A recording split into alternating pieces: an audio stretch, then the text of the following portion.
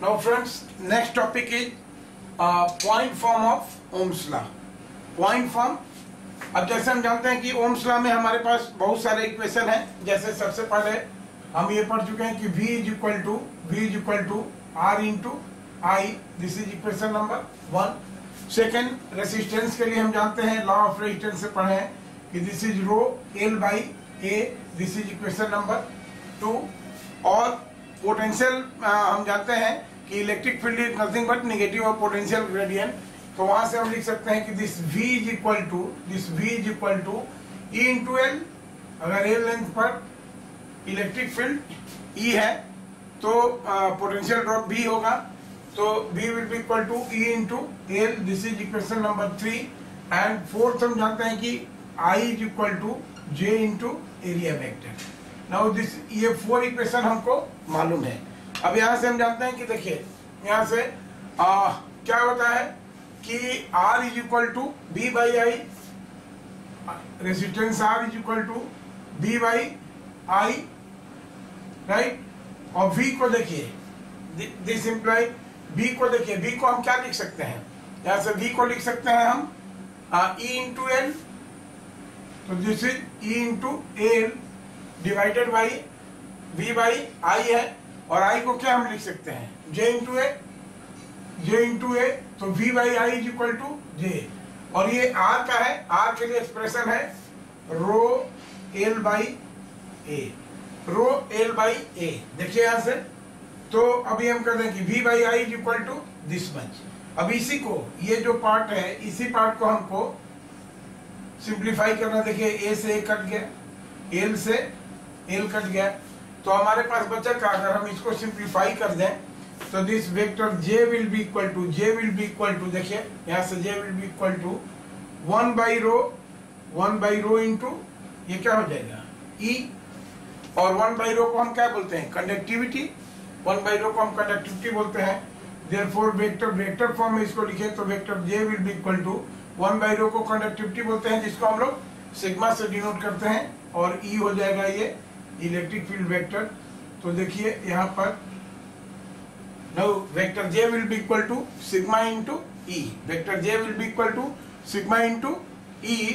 और देखिए यहाँ पर now J, sigma and E are defined at a point. Problem है कि इसको point form of Ohm's law क्यों बोलते हैं। J को हम किसी पॉइंट पर डिफाइन करते हैं, it is current per unit area. Electric field को भी हम किसी पॉइंट पर डिफाइन करते हैं। Now sigma conductivity eight a point define होती है, क्योंकि ये भी वैरी कर सकती है, डिपेंड करता है नेचर ऑफ मटेरियल पर। तो J, sigma and E are defined at a particular point, and therefore this rule is called, this is called point form of Ohm's law.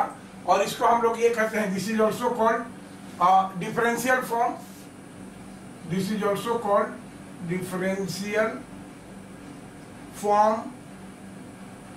Now इसको हम लोग बोलते हैं microscopic form, microscopic form, right.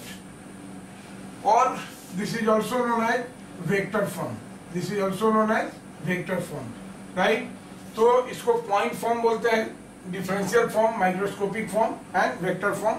Now this is the formula, right, this is the formula. अब आइए एक numerical problem करते हैं हम लोग।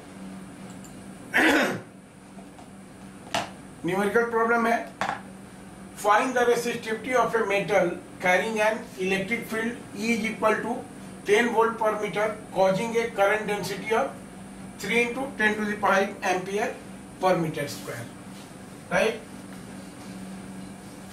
तो सबसे पहले find the resistivity of a metal, हमको क्या कैलकुलेट करना है, resistivity is equal to what, क्या गिवन है, an electric field E is equal to, this is 10 volt per metre, electric field दिया हुआ है, and causing a current density J is equal to, causing a current density vector J is equal to कितना, 3 into 10 to the power 5, 3 into 10 to the power 5 ampere per metre square. Now this is the, ये तो simple है। अभी हमने ये देखा, हमने अभी क्या पढ़ा, देखिए इसके पीछे वाले फॉर्मूले में हमने क्या पढ़ा था कि E is equal to rho into J, right, या 1/सिग्मा के टर्म में हमने पढ़ा था इसको। तो वहां से सीधे हम निकाल सकते हैं कि this rho will be equal to E by J, this rho will be equal to E by J. E का वैल्यू दिया हुआ है 10 वोल्ट पर मीटर 10 यूनिट, और J का वैल्यू दिया हुआ है 3 into 10 to the power 5, right.